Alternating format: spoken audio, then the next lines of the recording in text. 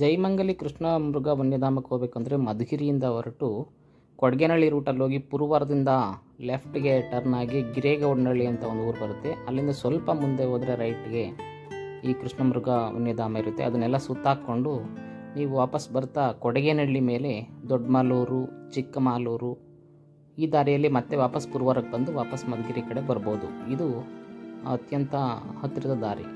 ನಾನು ಕೊರಟಗೆರೆಯಿಂದ ಹೊರಟು ಮಧುಗಿರಿಗೆ ತಲುಪಿ ನನ್ನ ಗೆಳೆಯ ಗೋಪಾಲನಿಗೆ ಮೊದಲೇ ಫೋನ್ ಮಾಡಿದ್ದೆ. ತುಂಬ ದಿನ ಆಗಿದೆ, ಬರಪ್ಪ ನಿನ್ನ ಜೊತೆ ಟೈಮ್ ಸ್ಪೆಂಡ್ ಮಾಡಿ ಎಲ್ಲಾದರೂ ಹೋಗೋಣ, ಬಿಡುವಾಗಿದ್ದೀಯಾ ಅಂತ ಕೇಳಿದಾಗ ಹೌದು ಮಾಡ್ಕೊಳ್ತೀನಿ, 12 ಗಂಟೆಗೆ ಬಾ ಹೋಗೋಣ ಅಂತ ಹೇಳ್ದ. ಅವಾಗವಾಗ ಬಾಲ್ಯ ಸ್ನೇಹಿತರ ಜೊತೆ ಸಮಯ ಕಳಿಬೇಕು. ಅದು ನಮಗೆ ಏನೋ ಒಂದು ಫ್ರೆಶ್ನೆಸ್ ಕೊಡುತ್ತೆ, ಲೈಫನ್ನ ಮತ್ತೆ ರಿನೋವೇಟ್ ಮಾಡುತ್ತೆ. ಹಾಗಾಗಿ ಗೋಪಾಲನ ಜೊತೆ ಟೈಮ್ ಸ್ಪೆಂಡ್ ಮಾಡಿ ತುಂಬ ದಿನ ಆಗಿದ್ದರಿಂದ ಇವತ್ತು ಅವನ ಜೊತೆ ಹೋಗೋಣ, ಬರ್ಕೊಂಡು ಬರೋಣ ಅಂತ ಬಂದ್ವಿ. ಗೋಪಾಲ ಬಂದ. ಪೆಟ್ರೋಲ್ ಫುಲ್ ಐತೆ, ಬರಪ್ಪ ಹೋಗೋಣ. ನಾವು ಗೋಪಾಲಯ್ಯವರು ಓದಿದಂಥ ಕಾಲೇಜು ಪುರವಾರದಲ್ಲಿರ್ತಕ್ಕಂಥ ಗೌರ್ಮೆಂಟ್ PU ಕಾಲೇಜಿಗೆ ಬಂದಿದ್ದೀವಿ.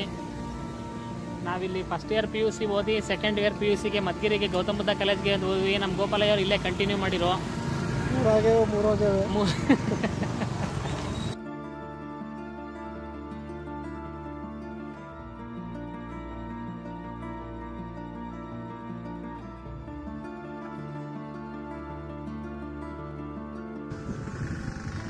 ನೇರಳೆ ಹಣ್ಣು ನಾನು ಗೋಪಾಲ ನೇರಳೆ ಹಣ್ಣು ತಿಂತೀವಿ. ಊರಾಗೆ ದನ ಮೇಸಕ್ಕೆ ಹೋಗಿದ್ದಾಗ ಮರದ ಮೇಲೆ ಹತ್ತಿ ಅಲ್ಲೇ ಕುತ್ಕೊಂಡು ಗಂಟೆಗಟ್ಟಲೆ ನೇರಳೆ ಹಣ್ಣು ತಿಂತೀವಿ. ನೆನಪೈತಾ? ನೀ ಎತ್ತದಿದ್ದ ಎಲ್ಲೇಳೋ ಅದ್ಯಾವುದೋ ತೆಗ್ಗು.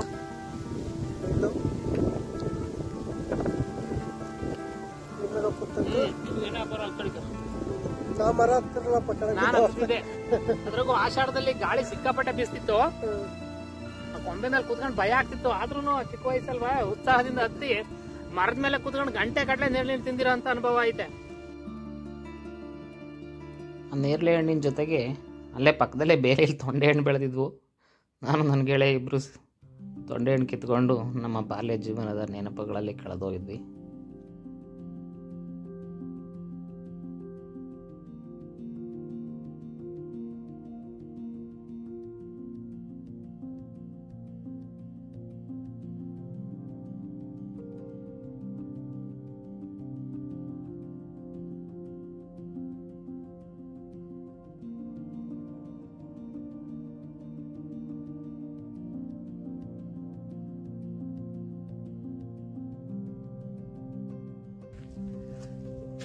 ಓಡ್ತೇನು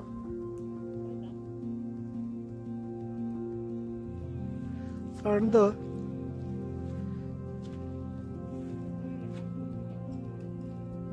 ಹೀಗೆ ಫಾರೆಸ್ಟ್ ಒಳಗಡೆ ಎಂಟ್ರಿ ಆಗ್ತಂಗೆ ನಮ್ಗೆ 2 ಜಿಂಕೆಗಳು ದರ್ಶನ ಕೊಟ್ವು. ಜಿಂಕೆಗಳೆಲ್ಲ ಆಕ್ಚುಲಿ ಕೃಷ್ಣ ಮೃಗಗಳು ಅಂತಾರೆ.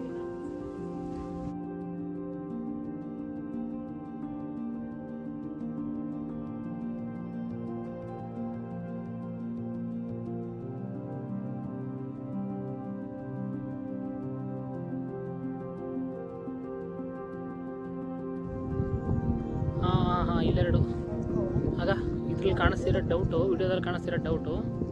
ಝೂಮ್ ಮಾಡಕ್ಕೆ ಟ್ರೈ ಮಾಡ್ತೀನಿ. ಎಸ್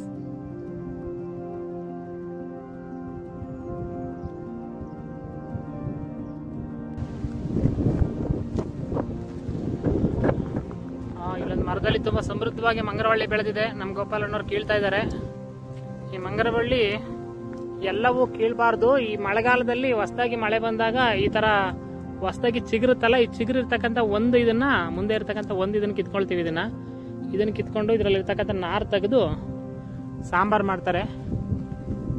ಏನ್ ಸಾಂಬಾರಪ್ಪ ಮಾಡೋದು? ಮಸೊಪ್ಪು ಮಾಡ್ತಾರೆ. ಇದು ಬಹಳ ರುಚಿಯಾಗಿರ್ತಕ್ಕಂಥ ಸಾಂಬಾರು, ನನ್ನ ಫೇವರೇಟು. ಏನಪ್ಪ, ಎಲ್ಲರ ಫೇವರೇಟು ಕೂಡ ಹೌದು. ಬಿಡು, ಜಾಸ್ತಿ ಕೇಳಕ್ಕಾಗಲ್ಲ. ಮೇಲಿದ್ರೆ ಏನು ಕೇಳಕ್ ಹೋಗ್ಬೇಡ.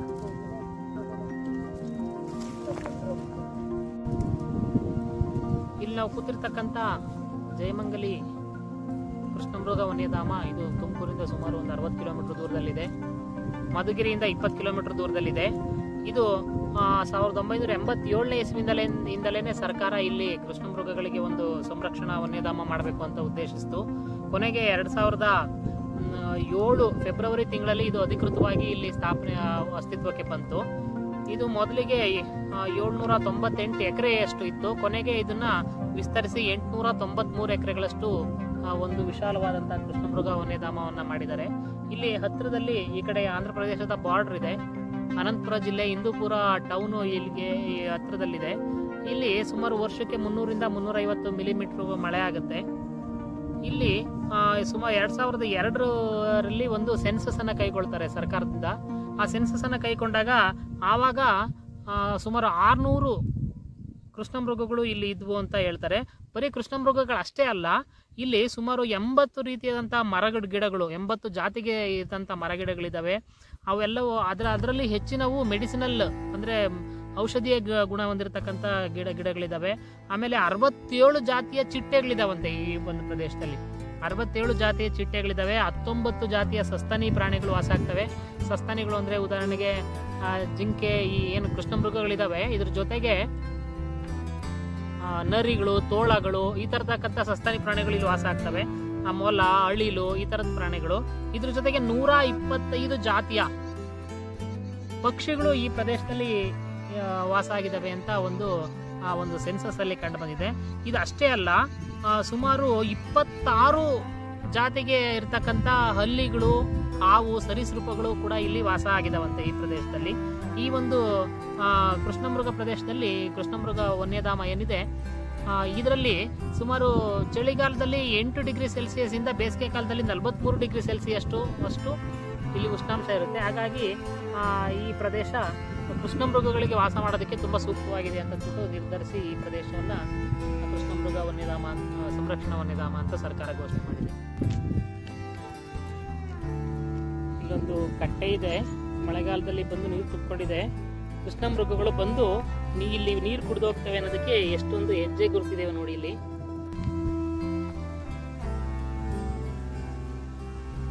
ತುಂಬಾ ಇದಾವೆ ಕೃಷ್ಣಮೃಗಗಳು. ಈ ಏರಿಯಾದಲ್ಲಿ 100 ಕೃಷ್ಣಮೃಗಗಳಿದಾವೆ. ಆದ್ರೆ ಇಲ್ಲಿ ಅಗಲತ್ತಾಗಿರೋದ್ರಿಂದ ಮೇಯೋದಕ್ಕೆ ತುಂಬಾ ದೂರ ಹೋಗಿದ್ದಾವೆ. ತುಂಬಾ ಕ್ಯಾಶುಯಲ್ ಆಗಿ ನಡ್ಕೊಂಡು ಮೇಯ್ಕೊಂಡೇ ಕಿಲೋಮೀಟರ್ಗಳ ಗಟ್ಟಲೆ ಓಡಾಡ್ಬಿಡ್ತವೆ. ಹಾಗಾಗಿ ಇವು ಇಲ್ಲಿ ಬಂದಾಗ ಜಾಸ್ತಿ ಕಾಣಿಸೋದಿಲ್ಲ. ಹಾಗಂತ ನಿರಾಶೆ ಪಡ್ಬೇಕಾದ ಅವಶ್ಯಕತೆ ಇಲ್ಲ. ಇಲ್ಲಿ ಕೃಷ್ಣಮೃಗಗಳು ಇದಾವೆ, ತುಂಬಾನೇ ಇದಾವೆ. ಕೆಲವೊಂದ್ಸಲ ಕಂಡ್ರೆ 20-30 ಗುಂಪುಗಳು ಕಾಣಿಸ್ತವೆ. ಬೇಸಿಗೆ ಕಾಲದಲ್ಲಿ ಬಂದ್ರೆ ಮರದ ನೆರಳಿನಲ್ಲಿ ಆರಾಮಾಗಿ ಮಲಗಿರ್ತವೆ. ನೀವು ನೋಡ್ಬೋದು ಅಲ್ಲಿ ಬೇಸಿಗೆ ಕಾಲದಲ್ಲಿ ಬಂದಾಗ. ಆದ್ರೆ ಮಳೆಗಾಲದಲ್ಲಿ ಬಂದ್ರೇನೆ ಚಂದ. ಮಳೆಗಾಲದಲ್ಲಿ ಬಂದಾಗ್ರೇನೆ ಈ ಪ್ರದೇಶ ನೋಡೋದಕ್ಕೆ ಸ್ವಲ್ಪ ಹಸಿರಿರುತ್ತೆ, ನೋಡೋದಕ್ಕೆ ತುಂಬಾ ಚೆನ್ನಾಗಿ ಕಾಣ್ತಾ ಇರುತ್ತೆ. ಭಾರತದಲ್ಲಿ ಕರ್ನಾಟಕ, ತಮಿಳುನಾಡು, ಗುಜರಾತ್, ರಾಜಸ್ಥಾನ, ಮಧ್ಯಪ್ರದೇಶ ಮತ್ತು ಒಡಿಶಾ ರಾಜ್ಯಗಳಲ್ಲಿ ಹೆಚ್ಚಾಗಿ ವಾಸ ಮಾಡ್ತವೆ.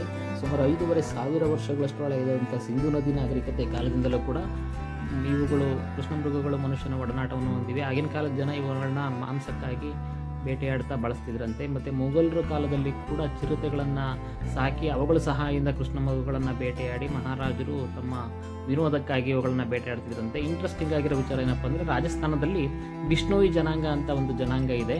ಈ ಜನಾಂಗದಲ್ಲಿ 1451ರಿಂದ 1536ನೇ ಇಸ್ವಿ ಮಧ್ಯೆ ಇವರ ಪಂಥದ ಮೂಲ ಪುರುಷರಾದಂಥ ಗುರು ಜಂಬೇಶ್ವರ ಸ್ವಾಮಿಗಳು ಇವರು ಬದುಕಿದ್ರು. ಇವರು ಆಗಿನ ಕಾಲದಲ್ಲೇ ಪ್ರಕೃತಿ ಬಗ್ಗೆ, ಪರಿಸರದ ಬಗ್ಗೆ, ಗಿಡ ಮರಗಳ ಬಗ್ಗೆ, ವಿಶೇಷವಾಗಿ ಈ ಕೃಷ್ಣಮೃಗಗಳ ಬಗ್ಗೆ ಬಹಳ ಪ್ರೀತಿಯನ್ನು ಇಟ್ಕೊಂಡಿದ್ರು.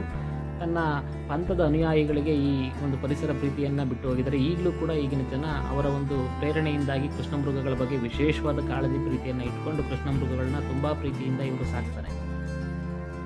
ಇವರೇನಾದರೂ ಇವರು ವಾಸ ಮಾಡ್ತಕ್ಕಂಥ ಪರಿಸ್ಥಿತಿಯಲ್ಲಿ ಕೃಷ್ಣಮೃಗಗಳನ್ನ ಬೇಟೆಯಾಡೋದು, ಮರ ಕಡಿಯೋದು ಮಾಡಿದ್ರೆ ಇವರು ಸಹಿಸೋದಿಲ್ಲ. ಭಾಳ ಕೆಟ್ಟ ಕೋಪ ಬರುತ್ತೆ ಇವರಿಗೆ. ರಾಜಸ್ಥಾನದಲ್ಲಿ ಭವಾಡ್ ಅಂತಕ್ಕಂಥ ಒಂದು ಪ್ಲೇಸ್ ಇದೆ. ಈ ಪ್ಲೇಸಲ್ಲಿ 1998ನೇ ಇಸ್ವಿಯಲ್ಲಿ ಹಮ್ ಸಾತ್ ಸಾತ್ ಹೇ ಸಿನಿಮಾದ ಶೂಟಿಂಗ್ ನಡೀತಾ ಇರುತ್ತೆ. ಈ ಶೂಟಿಂಗ್ ಭಾಗಿಯಾಗಿದ್ದಂತಹ ಸಿನಿಮಾ ಸ್ಟಾರ್ಗಳು ಈ ಕೃಷ್ಣಮೃಗಗಳನ್ನ ಬೇಟೆಯಾಡಿದ್ರು ಅಂತ ಒಂದು ಆರೋಪ ಬರುತ್ತೆ. ಇದರಲ್ಲಿ ಸಲ್ಮಾನ್ ಖಾನು, ಸೈಫ್ ಅಲಿ ಖಾನು, ಟಬು, ಸೊನಾಲಿ ಬೇಂದ್ರೆ ಮತ್ತು ನೀಲಂ ಇವರುಗಳ ಮೇಲೆ ಈ ಆರೋಪ ಬರುತ್ತೆ. ಆದರೆ ಈ ಎಲ್ಲ ಸಲ್ಮಾನ್ ಖಾನ್ ಅವರನ್ನು ಹೊರತುಪಡಿಸಿ ಉಳಿದವರೆಲ್ಲ ಇದನ್ನು ದೋಷ ಮುಕ್ತರಾಗ್ತಾರೆ. ಸಲ್ಮಾನ್ ಖಾನ್ ಅವರೇ ಬೇಟೆಯಾಡಿದ್ದು ಅಂತಂದ್ಬಿಟ್ಟು ಇವರಿಗೆ 5 ವರ್ಷ ಜೈಲು ಶಿಕ್ಷೆ ಕೂಡ ಆಗುತ್ತೆ. ಇಷ್ಟ ಅಲ್ಲದೆ ತಮಿಳುನಾಡಿನಲ್ಲಿ ಕೊರವೈ ಅಮ್ಮ ಅಂತ ಒಂದು ದೇವರಿದೆ. ಆ ತಮಿಳುನಾಡಿನ ಜನ ಈ ಕೊರವೈ ಅಮ್ಮ ಕೃಷ್ಣಮೃಗಗಳನ್ನು ವಾಹನವಾಗಿ ಬಳಸ್ತಾಳೆ ಅಂತ ಜನ ನಂಬಿದ್ದಾರೆ. ಇಲ್ಲಿ ಇಲ್ಲಿ ಕಾಣ್ತಿರ್ತಕ್ಕಂಥ ಈ ಗಿಡ ನಾವು ಬಾಲ್ಯದಿಂದಲೂ ಇದನ್ನ ಬೇಲಿ ಗಿಡ ಅಂತಿದ್ವಿ. ಆದ್ರೆ ಇದ್ರ ನಿಜವಾದ ಹೆಸರು ಲಂಟಾನ ಅಂತ ನನಗೆ ತುಂಬಾ ವರ್ಷಗಳ ಆದ್ಮೇಲೆ ಗೊತ್ತಾಯ್ತು. ಈಗ ಇದು ಸರ್ವಾಂತರ್ಯಾಮಿ ಆಗ್ಬಿಟ್ಟಿದೆ, ಎಲ್ಲಾ ಕಡೆ ಬೆಳೀತಿದೆ. ಇದು ದೊಡ್ಡ ದೊಡ್ಡ ಕಾಡುಗಳಲ್ಲಿ ಇದು ಎಷ್ಟೊಂದು ಆವರಿಸ್ಕೊಂಡ್ಬಿಟ್ಟಿದೆ ಅಂತಂದ್ರೆ ಗಿಡ ಮರಗಳು ಬೆಳೆಯೋದಕ್ಕೆ ಆಗಲ್ಲ, ಕಾಡು ಪ್ರಾಣಿಗಳು ಓಡಾಡಕ್ಕೆ ಆಗಲ್ಲ ಅನ್ನೋಷ್ಟು ಕಾಡುಗಳಲ್ಲಿ ಇದು ದೊಡ್ಡ ಕಳೆಯಾಗಿ ಬೆಳೆದ್ಬಿಟ್ಟಿದೆ. ಹಿಂದಿನ ತಿಂಗಳು ನಾಗರಹೊಳೆ ಫಾರೆಸ್ಟ್ಗೆ ಹೋಗಿದ್ದಾಗ ಕೂಡ ನೋಡಿದ್ವಿ, ಕಾಡಿನ ತುಂಬಾ ಬೆಳೆದ್ಬಿಟ್ಟಿದೆ. ಫಾರೆಸ್ಟ್ ಡಿಪಾರ್ಟ್ಮೆಂಟ್ ಅವರು ಎಲ್ಲಿ ಸಫಾರಿಗೆ ಹೋಗ್ತದಲ್ವಾ ರೋಡ್ ಪಕ್ಕ ಆ ಕಡೆ ಈ ಕಡೆ ಸ್ವಲ್ಪ ಮಾತ್ರ ಕ್ಲಿಯರ್ ಮಾಡಿದ್ದಾರೆ. ಉಳಿದಂತೆ ಇದನ್ನ ಬೆಳೆಯೋದನ್ನು ತಡೆಯೋದು ಯಾರ ಕೈಲೂ ಆಗಲ್ಲ ಅನ್ನೋಷ್ಟು ಅಗಾಧವಾಗಿ ಕ್ಯಾನ್ಸರ್ ಕಾಯಿಲೆ ಹಬ್ಬುತ್ತಲ್ಲ ಆ ಥರ ಹಬ್ಬುತ್ತಿದೆ. ಇನ್ನೊಂದೇನಪ್ಪ ಅಂತಂದ್ರೆ ಈ ಬೇಲಿ ಗಿಡದ ಹೂವು ಇದೆಯಲ್ಲ, ಇದು ಲಂಟಾನ ಹೂವು, ಇದು ಪ್ರಪಂಚದಲ್ಲೇ ಅತ್ಯಂತ ಹೆಚ್ಚು ಬ್ಯೂಟಿಫುಲ್ ಫ್ಲವರ್ಗಳಿದಾವಲ್ಲ, ಅತ್ಯಂತ ಹೆಚ್ಚು ಸುಂದರವಾದ ಹೂವುಗಳ 10 ಟಾಪ್ 10 ಹೂವುಗಳಲ್ಲಿ ಇದು ಒಂದು ಹೂವು ಸುಂದರವಾದ ಹೂವು ಅಂತ ಹೇಳ್ತಾರೆ. ನೋಡಿ ಎಷ್ಟೊಂದು ಕಾಯಿ ಬಿಟ್ಟಿದೆ. ಒಂದು ಗಿಡ ಸಾವಿರಾರು ಕಾಯಿಗಳನ್ನ ಬಿಡುತ್ತೆ. ಬಹಳ ಬೇಗ ಬೆಳೆದು ಬಹಳ ಬೇಗ ಇದು ಕಾಯಿಗಳನ್ನ ಬಿಟ್ಟು ಗಿಡ ಇದು ಹಬ್ಬ ಬಿಡ್ತದೆ.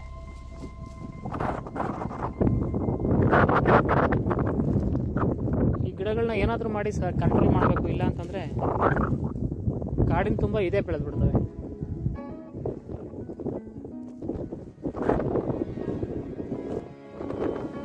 ನನಗೂ ಇದ್ರ ಹೆಸರು ಲಂಟಾನ ಅಂತ ಗೊತ್ತಿರ್ಲಿಲ್ಲ.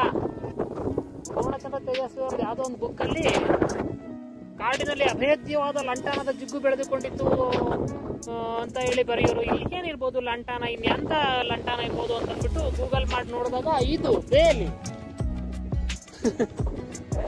ಇದನ್ನ ಲಂಟಾನ ಅಂತ ಗೊತ್ತಿಲ್ಲದೆ ನಮ್ಮ ಅರ್ಧ ಜೀವನ ಕಳ್ಕೊಂಡು ಬೇಲಿ ಗಿಡ ಅಂತೆಲ್ಲ ಹೇಳ್ಕೊಂಡು ಕಳೆದ್ಬಿಟ್ವಿ ಅಂತ ಅಂದ್ಬಿಟ್ಟು ನಗು ಬಂತು ನನಗೆ ಅವತ್ತು.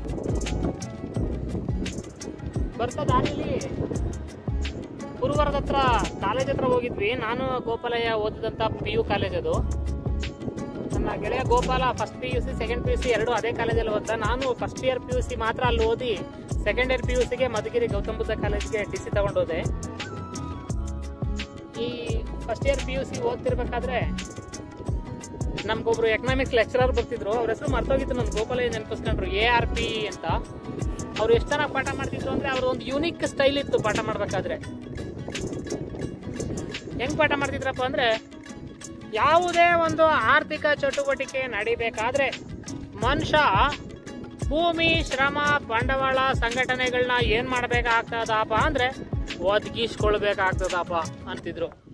ಅವರು ಯಾವುದೇ ಸಂದರ್ಭ ಬರ್ಲಿ, ಯಾವುದೇ ಟಾಪಿಕ್ ಬರ್ಲಿ, ಒದಗಿಸ್ಕೊಳ್ಬೇಕಾಗತ್ತೆ ಅಂತಕ್ಕಂಥ ಒಂದು ವರ್ಡನ್ನ ಸ್ಪೆಸಿಫಿಕ್ ಆಗಿ ಒಂದು ಪೀರಿಯಡ್ ಒಂದು 50 ಸಲ ಬಳಸ್ತಿದ್ರು. ನಾವು ಅದನ್ನ ಟಿಕ್ ಮಾರ್ಕ್ ಹಾಕಂತಿದ್ವಿ, ಒಂದು ಪೀರಿಯಡ್ ಅಲ್ಲಿ ಇವ್ರು ಎಷ್ಟು ಸಲ ಒದಗಿಸ್ಕೊಳ್ಬೇಕಾಗತ್ತೆ ಅಂತ ಹೇಳ್ತಾರೆ ಅಂತ ಅಂದ್ಬಿಟ್ಟು. ಅದೆಲ್ಲ ನೆನಪಿಸ್ಕೊಂಡು ನಾನು ಗೋಪಾಲಯ್ಯ ನಗ್ತಾ ಇದ್ವಿ. ನಾವು 2003ರಲ್ಲಿ SSLC ಪಾಸ್ ಆಗಿ 2004ನೇ ಇಸ್ವಿಗೆ ಫಸ್ಟ್ PUCಗೆ ಪುರವರ ಕಾಲೇಜಿಗೆ ಜಾಯಿನ್ ಆದಂತ ಯಾರಾದ್ರೂ ಸ್ನೇಹಿತರು ಈ ವಿಡಿಯೋ ನೋಡಿದ್ರೆ ಕಾಮೆಂಟಲ್ಲಿ ಕಾಮೆಂಟ್ ಮಾಡಿ, ನಿಮ್ಮ ಹೆಸರು ಹೇಳಿ, ನಾವು ನಿಮಗೆ ನೆನಪಿದೀವ ಹೇಳ್ರಿ. ಬಹುಶಃ ನಾನು ನೆನಪಿರೋದು ಕಡಿಮೆ ಇರುತ್ತೆ, ಯಾಕಂದ್ರೆ ನಾನು ಒಂದೇ ವರ್ಷ ಅಲ್ಲಿ ಓದಿದ್ದು. ನಮ್ಮ ಗೋಪಾಲಯ್ಯ ಅವರು 2 ವರ್ಷನೂ ಅಲ್ಲೇ ಓದಿದ್ರು.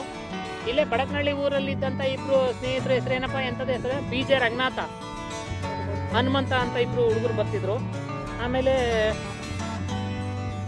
ಇನ್ನು ಯಾರಾದ್ರೂ ಒಂದು 5-6 ಜನದ ಹೆಸರು ಹೇಳಪ್ಪ, ನೆನಪಿಸ್ಕೊಂಡು ಯಾರಾದ್ರೂ ವಿಡಿಯೋದಲ್ಲಿ ನೋಡಿದ್ರೆ ಕಾಮೆಂಟ್ ಮಾಡ್ಲಿ. ತಿಗೊಳ್ರಳ್ಳಿ ಕಡೆಯಿಂದ ಸತೀಶ ಅಂತ ಒಬ್ಬ ಬರ್ತಿದ್ದ, ನನಗೆ ಗೊತ್ತಿರೋ ಹಂಗೆ. ಆಮೇಲೆ ಸಿದ್ನಹಳ್ಳಿನೋ ಹಳೆ ತಿನ್ನಹಳ್ಳಿನೋ ಮದನ್ ಗೋಪಾಲ, ಹೌದು ಮದನ್ ಗೋಪಾಲ. ಆ ಊರಿಂದಲೇ ಒಂದು ರಮ್ಯಾ ಅಂತ ಒಂದು ಹುಡುಗಿ ಬರ್ತಿತ್ತು. ಅವರು ಇವಾಗ ಎಲ್ಲ ಟೀಚರ್ ಆಗಿದ್ದಾರೆ ಅಂತ ಕೇಳಲ್ಪಟ್ಟಿದ್ದೀನಿ. ಆಮೇಲೆ ಇದರಿಂದ ಯಾರು ಗಮ್ಕಾರ್ನಹಳ್ಳಿಯಿಂದ ಕೋಮಲಾಕ್ಷಿ ಅಂತ ಒಬ್ರು ಮೇಡಮ್ ಬರ್ತಿದ್ರು, ಸರಸ್ವತಿ ಕೋಮಲಾಕ್ಷಿ ಅನ್ನೋರು ಒಬ್ರು ಬರ್ತಿದ್ರು. 2004ನೇ ಇಸ್ವಿನಲ್ಲಿ ಫಸ್ಟ್ ಇಯರ್ PUCಗೆ ಗುರುವಾರ ಕಾಲೇಜಿಗೆ ಜಾಯಿನ್ ಆಗಿದಂತ ಯಾರಾದರೂ ಈ ವಿಡಿಯೋ ನೋಡಿದ್ರೆ ಕಾಮೆಂಟ್ ಮಾಡಿ. ಯಾರ್ಯಾರು ಎಲ್ಲೆಲ್ಲಿದ್ದೀರಾ, ಏನೇನು ಕೆಲಸ ಮಾಡ್ತಿದ್ದೀರಾ, ಹೇಗೆ ನಡೀತಿದೆ ಜೀವನ ಅಂತ ಕಾಮೆಂಟ್ ಮಾಡಿ. ಹಳೆಯ ನೆನಪುಗಳನ್ನ ಸ್ವಲ್ಪ ಶೇರ್ ಮಾಡ್ಕೊಳ್ಳೋಣ. ಲಂಟಾನ ಬೇಲಿ ಥರನೇ ಈ ಒಂದು ಜಾಲಿ ಗಿಡ ನಮ್ಮ ಇಂಡಿಯಾದಲ್ಲಿ ಎಲ್ಲ ಕಡೆ ಬೆಳೆದ್ಬಿಟ್ಟಿದೆ. ಇದನ್ನ ನಮ್ಮ ಕಡೆ ಸೀಮೆ ಜಾಲಿ ಅಂತ ಕರೀತಾರೆ, ನಿಮ್ಮ ಕಡೆ ಏನಂತಾರ ಗೊತ್ತಿಲ್ಲ. ಇದ್ರ ಬಗ್ಗೆ ಒಂದು ಇಂಟ್ರೆಸ್ಟಿಂಗ್ ಆಗಿರೋ ವಿಚಾರ ಏನಪ್ಪಾ ಅಂದ್ರೆ, ಇದು ಬ್ರಿಟಿಷರು ಭಾರತಕ್ಕೆ ತಂದಿದ್ದಂತೆ ಈ ಗಿಡನ. ಮೆಕ್ಸಿಕೋ ದೇಶ, ಈ ಗಿಡದ ಮೂಲ ಮೆಕ್ಸಿಕೋ ದೇಶ.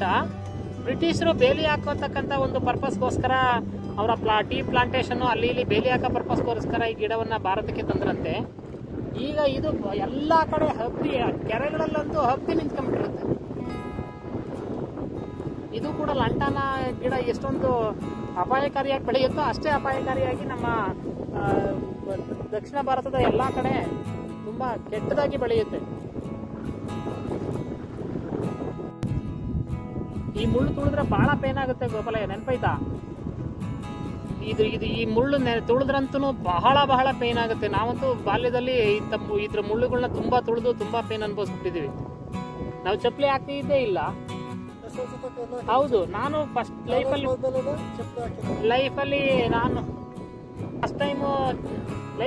ಫಸ್ಟ್ ಟೈಮ್ ಚಪ್ಪಲಿ ಹಾಕಿದ್ದೇನೆ ಸೆಕೆಂಡ್ PUC ಹೋದಾಗ. ಅಲ್ಲಿವರೆಗೂ ಹೊಲ, ಬೈಲು, ಗದ್ದೆ ಏನೇ ಓಡಾಡಿದ್ರು ಬರೀ ಕಾಲಲ್ಲೇ ಓಡಾಡ್ತಿದ್ವಿ. ಹಂಗಾಗಿ ಸೀಮೆ ಜಾಲಿ ಮುಳ್ಳು ತುಳಿದಾಗ ಆಗುವಂತ ಪೇನ್ ಏನು ಅಂತ ನಮಗೆ ಬಹಳ ಚೆನ್ನಾಗಿ ಗೊತ್ತು. ತುಂಬಾ ಚೆನ್ನಾಗಿ ಅನುಭವಿಸ್ಬಿಟ್ಟಿದೀವಿ ಅದ್ರ ಪೇನ್. ಇದನ್ನ ನಮ್ಮ ಕಡೆ ಕತ್ತಾಳೆ ಅಂತೀವಿ, ನಿಮ್ ಕಡೆ ಏನಂತೀರ ಗೊತ್ತಿಲ್ಲ.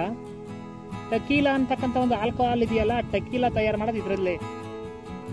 ನಾವು ಇದರಲ್ಲಿ ಕತ್ತಾಳೆ ಗಿಡದಲ್ಲಿ ಕೆಳಗಡೆ ಒಣಗಿರ್ತಕ್ಕಂಥ ಇವನ್ನ ಕೊಯ್ಕೊಂಡು ಹೋಗಿ ನೀರು ಕಾಯಿಸೋ ಒಲೆ ಒಳಗೆ ಇಕ್ತಿದ್ವಿ, ಒಲೆಗೆ ಬಳಸ್ತಾ ಇದ್ವಿ. ಆಗ ನಮ್ಗೆ ಸೌದೆ ಸಿಕ್ತಿರಲಿಲ್ಲ ಜಾಸ್ತಿ, ಸೌದೆ ಪರ್ಪಸ್ಗೋಸ್ಕರ ಇದನ್ನ ಬಳಸ್ತಿದ್ವಿ. ಇದರ ಮಧ್ಯದಲ್ಲಿರ್ತಕ್ಕಂಥ ತಿರುಳನ್ನ ಕೊಚ್ಚಿ ಅದರಲ್ಲಿರ್ತಕ್ಕಂಥ ತಿರುಳು ಕಿತ್ಕೊಂಡು ಹೋಗಿ ಹಂದಿ ಮೇಯಿಸೋರು ಹಂದಿಗಳಿಗೆ ತಿನ್ನಿಸ್ತಿದ್ರು. ಆಗ ಒಳ್ಳೆ ಪೌಷ್ಟಿಕಾಂಶವಾದ ಆಹಾರ ಇದು ಅಂತ ಹೇಳಿ.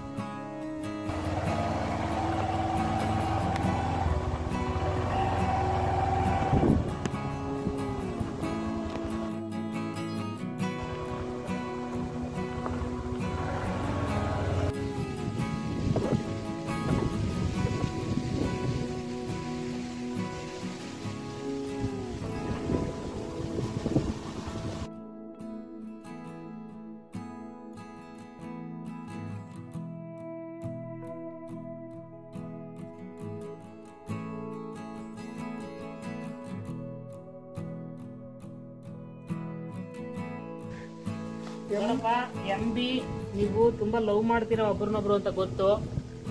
ಆದ್ರೆ ಅದನ್ನ ಪ್ರಪಂಚಕ್ಕೆಲ್ಲ ಸಾರ ಅವಶ್ಯಕತೆ ಏನಿಲ್ಲ. ದಯಮಾಡಿ ಇಂಥ ಕಡೆ ಎಲ್ಲ ಬಂದಾಗ ಪ್ರವಾಸಿ ಸ್ಥಳಗಳಲ್ಲಿ ನಿಮ್ಮ ಪ್ರೀತಿನ ಹಿಂಗ್ ವ್ಯಕ್ತಪಡಿಸ್ಬೇಡ್ರಪ್ಪ. MB ಯಾವ ಊರು MBನಪ್ಪ ನೀನು? Love you MB. H2 ಆಯ್ತಾ? 143 I love you Pavan. I love you Pavan. 143 Pavan. ನಾನು ಕೂಡ ನಿಮ್ಮನ್ನು ಲವ್ ಮಾಡ್ತೀವಪ್ಪ, ಆದ್ರೆ ಈಗೆಲ್ಲ ಮಾಡ್ಬೇಡಪ್ಪ ಪ್ಲೀಸ್.